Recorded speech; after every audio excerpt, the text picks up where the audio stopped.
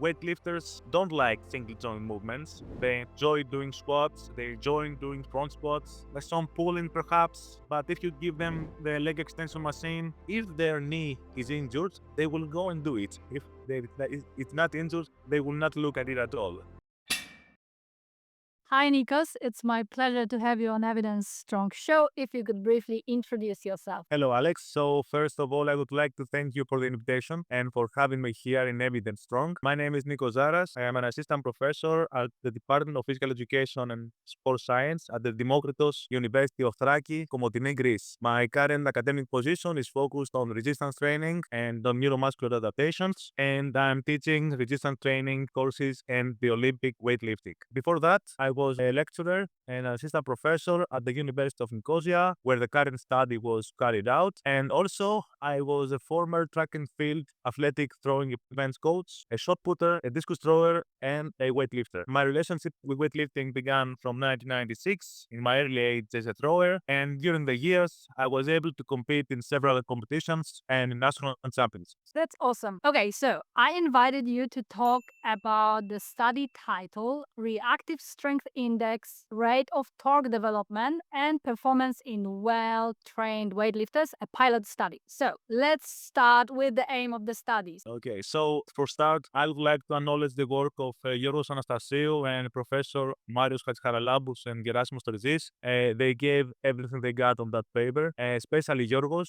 who was an undergraduate student of mine, and he basically performed all the experimental procedures, all the measurements. So thanks to Yorgos Anastasiou, we managed to conclude this study. And let me begin by our discussion today with a relatively well-answered question that your viewers might already know, but it's always fun to bring it up. So the question goes like, have you ever played a basketball game with weightlifters? I mean, these guys have one of the highest vertical jumps among athletes. And the fun part is that they don't actually work for it. They gain all the adaptations from the snatch, from the clean and jerk, from the squats. And I remember one time, 20 years ago, we played a game 4-on-4 with a local basketball team. And I had a friend of mine. He was about 162 meters high, and he jumped and took all the rebounds. But at the end of the day, we lost the game mainly because the ball was tight for us, so we couldn't succeed in basket, and we ran out of fuel, of course. But let's get back to the purpose of the study. So we all know that vertical jump can be measured with various forms, like the counter movement jump, the squat jump, the deep squat jump, and studies have shown that the vertical jump is strongly related to weightlifting performance. However, when you have elite athletes in the highest level, then the counter movement jumps measured in centimeters maybe will not be such a good variable to correlate with weightlifting performance. But regardless, there are strong evidences that not only from the classical research from Karolok back in 2004, but from Zoffi and colleagues in 2023 from a very good meta-analysis, they showed that the peak power during the vertical jumps is among the top 3 variables of predicting weightlifting performance. And if you're wondering what are the 2 top variables, then it's the back squat and the front squat, of course. The correlations there are above 0.9. However, when we searched the literature, we didn't find anything regarding the relationship between the drop jump and weightlifting. So why drop jumps? Drop jumps is characterized as exercise with a fast shortening side muscle contraction. So do weightlifters need that? Yes, they need it, especially when they finish the second pull and they're trying to get as fast as possible under the barbell. In the same time, drop jumps may provide coaches with an index of explosiveness. This is called the reactive strength index. So the less time you spend on the ground and the highest is your vertical jump, then the highest is the reactive strength index. The reactive strength index, of course, is the quotient of drop jump height and ground contact time, and this may increase following long-term training and is a good indicator of the neuromuscular status of the weightlifters. So there is scientific gap in the literature that we would like to fill. Moreover, we try to explore whether the rate of torque development using a single joint isometric exercise like the leg extension in an isokinetic machine may correlate with weightlifting performance. Now, the rate of torque development is a variable that can be calculated for the force time curve or the torque time curve, even better, and it's simply measured how fast the athlete can apply his force in the beginning of muscle contractions. And we are talking about time windows between 0 to 250 milliseconds. So these time periods are pretty similar to the second pull of the barbell during the snatch and the clean and jerk. And the previous studies have shown, I would say, strong correlations about to 0.70 with between the isometric mid-thigh pulls or the isometric leg press that we did in previous studies and with weightlifting performance. But only a handful of studies have examined the relationship between the single joint exercise like leg extension with weightlifting performance. Now, unfortunately, we only have 7 athletes. That's why this is a pilot study, and our results need further studies in order to verify the correlation between drop jumps and weightlifting performance. All right, so I think it introduces us very nicely to the study. So could you tell us more about the participants, so the weightlifters you were inviting to do the study? Okay, so as I said before, the study was conducted at Cyprus. Cyprus is a small island, and so we were able to recruit approximately 9 national level weightlifters. As far as I recall, 3 of them were members of the national team, and we tried to find the best guys in the Cyprus. During the experimental procedures, however, 2 of them got injured with a training program they used. Their injuries had nothing to do with our research, and as far as I can recall, we measured them approximately 2 or 3 weeks before the national championship. So we think that we got the measurements when the athletes were in a pretty good shape. You tested 1 RM snatch and clean and jerk. And what did you measure with drop jump? Well, obviously, we also take the total performance. And apart from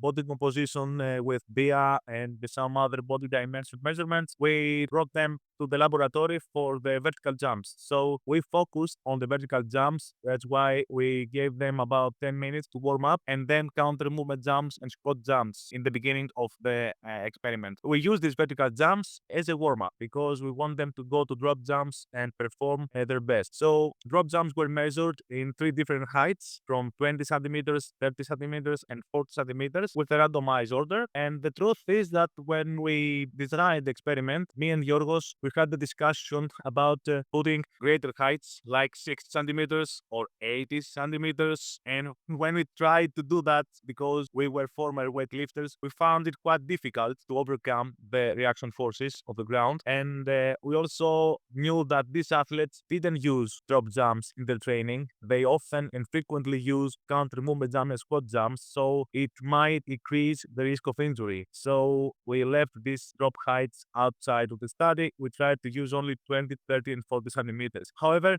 a future study may go to up to 60 centimeters, although I don't know how this is more functional, I would say, with weightlifting performance. Okay, I believe that we did a good job using these 3 heights. After that, we measured the rate of torque development of the isokinetic machine, and we gave them the instruction to apply their force as fast as possible. And from the torque time curve, we measured the different time windows, the torque that produced in different time windows. And of course, we have the 1 RM in snatch and the clean and jerk. Awesome. So do we know everything about the methods you wanted us to know? Yeah, so a basic measurement that we took was the reactive strength index from the drop jump, which is the quadrant of the jump height and the contact time of the athlete. And this was a good measurement for us. Because we have these 3 conditions in the drop jumps, we made a comparison between the 20, the 30, and the 40 centimeters. And obviously, we found that the 40 centimeters had the greater jump height and the flight time compared to the 20 centimeters. However, we didn't find any differences in the reactive strength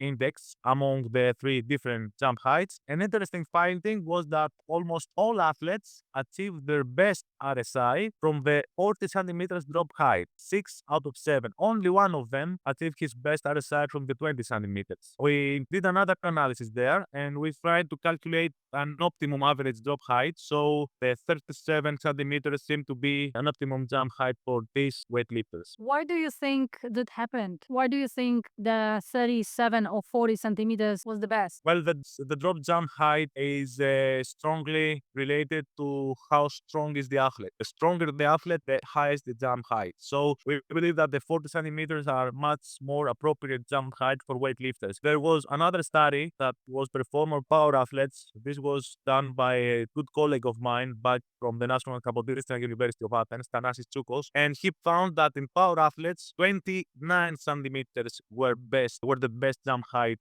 to increase their RSI. In our participants, the 37 centimeters seems to be an optimum let's say, jump height to increase your RSI. But this is the only study, as far as I can recall, in weightlifters. So perhaps a second or a third study using drop jumps in weightlifters may give us a new jump heights or provide us new information regarding the relationship between drop jump height and weightlifting performance. We need more evidence. Yes, true. Oh, always.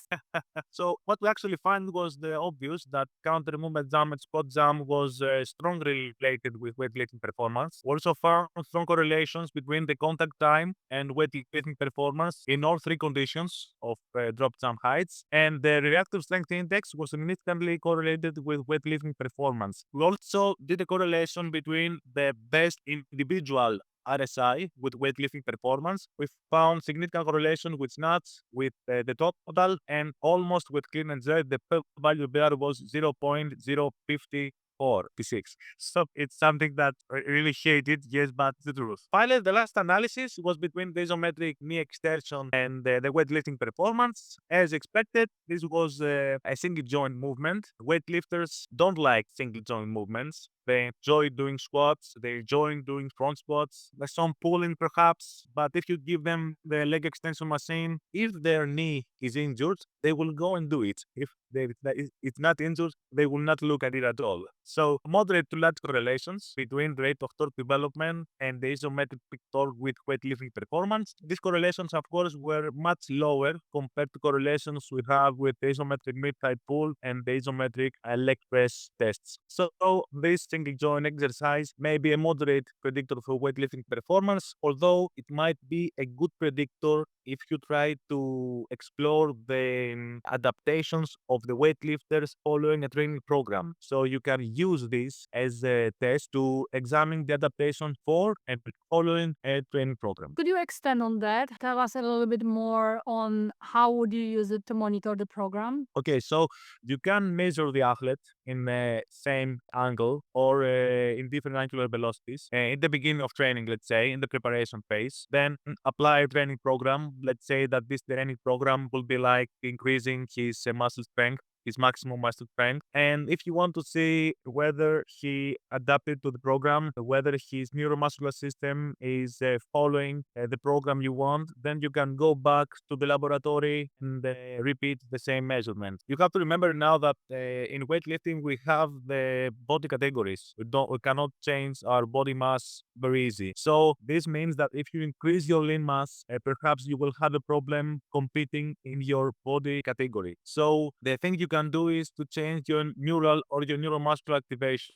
And this is a very, very effective measurement, the rate of torque development or the RFT, the rate of force development, to observe whether your athlete is adapted to your training program or whether he is ready to compete to competitions. Okay. Awesome. What else have you found? Well, I think we didn't find anything else. This was a correlation study, but I believe that you have very important things to suggest to coaches. So drop jumps may be a difficult vertical jump, let's say, for athletes. It's a fast softening cycle exercise, and from the coaching perspective, you can use it because it will give you the RSI, and you will have a numeric value whether your athlete is in a good neuromuscular state or whether he increases or enhances his neuromuscular activation during training or before competitions. In addition, they can use drop jumps as a training tool in order to enhance lower body neuromuscular explosiveness of their athletes. However, coaches already know that one arm strength in back squat, in front squat, or in power cleans, power snatch is always a better predictor.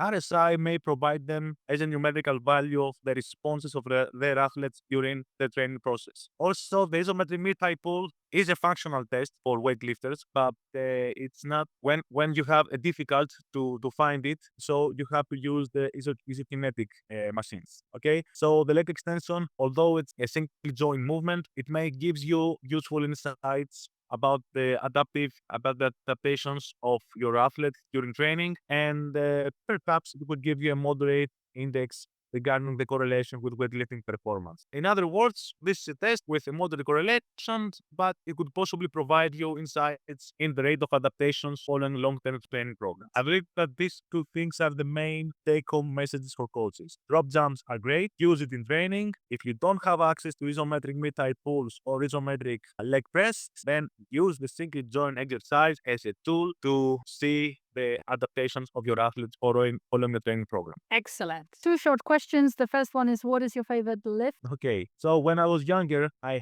hated the snatch. Totally hated. I didn't like it at all. It took me about 1 year to increase 5 kilograms on my 1RM. But when I was getting older and I was learning more about the technique, about the importance of the pulling, okay, then I kind of like it, the snatch. But as you said before, during a competition, you snatch all you can and you clean and jerk all you must, okay? So obviously, I was a clean and jerk guy. This was my favorite lift, and this is still my favorite lift. I feel more comfortable. It's more confident to clean and jerk kilograms. I have more kilograms during jerk that I can clean. So this is my exercise. Awesome. And where people can find you online if they want to look at your research or they want to contact you to ask you a question. Okay, so it might surprise you, but unfortunately, I don't have Instagram. Okay, so I can be found in the research gate. My email address is. I'm always positive in giving responses to anyone who wants to talk about our research, our findings, or even to communicate about future study in weightlifting. That's awesome. Thank you so much, Nikos, for today. It was a pleasure. Thank you very much for having me. It was my pleasure.